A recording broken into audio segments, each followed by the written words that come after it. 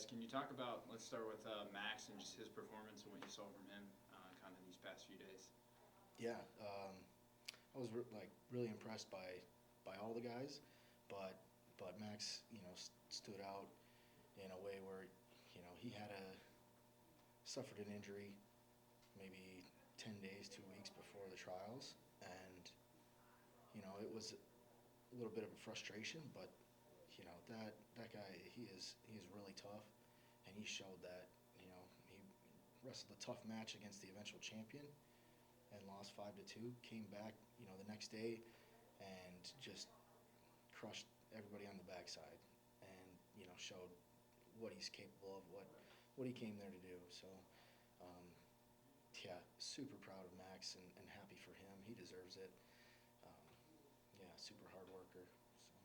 And then, and coach, when we talk about Payton Jacobson, his accomplishments, obviously qualifying for the 2024 Olympics, and going out there, a great performance from him too. What can you say kind of about his performance these last couple weeks? Um, Peyton's he's just always been improving since he's been here. Okay, and he's always stayed really humble and calm to ask questions. And when he gets feedback, he responds really well and makes changes that are huge.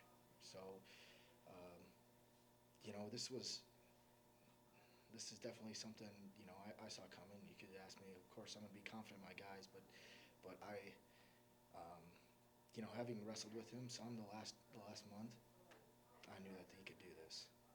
And then, coach, to have an athlete to qualify for biggest athletic event in the world, the 2024 Olympics. What does that mean just for you as a coach and kind of for your program as a whole? Sure.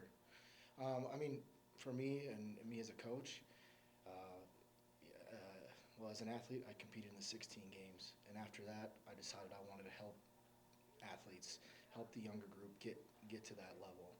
And here we are, 8 years later, uh, got a guy on the Olympic team. So it's it's really a great feeling, and I know we're doing the right things.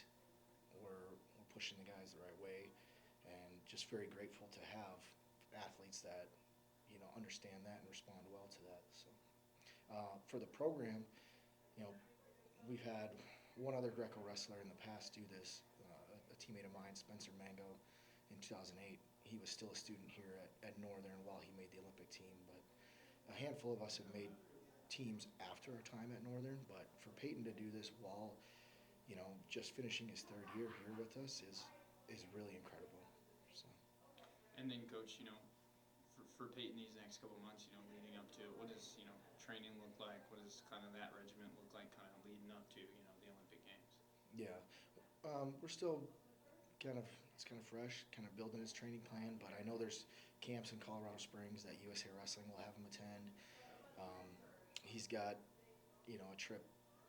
He's looking at doing a training trip, but it'd be kind of fun to do in Alaska. There's a group of athletes up there where he could get a unique experience, kind of, and still be working hard, but able to enjoy the little bit of time there.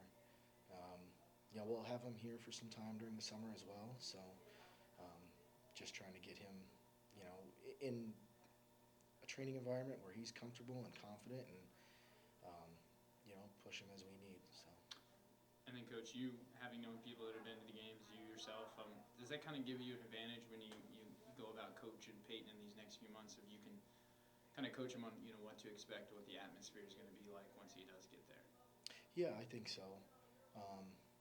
There's always, a lot of things, even outside the wrestling that come up, and there's always stories people trying to make, and it's just like ignore all that.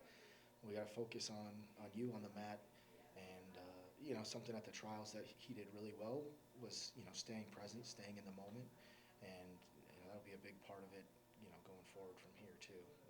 When it's time to train, just focus on that. Don't worry about things leading up.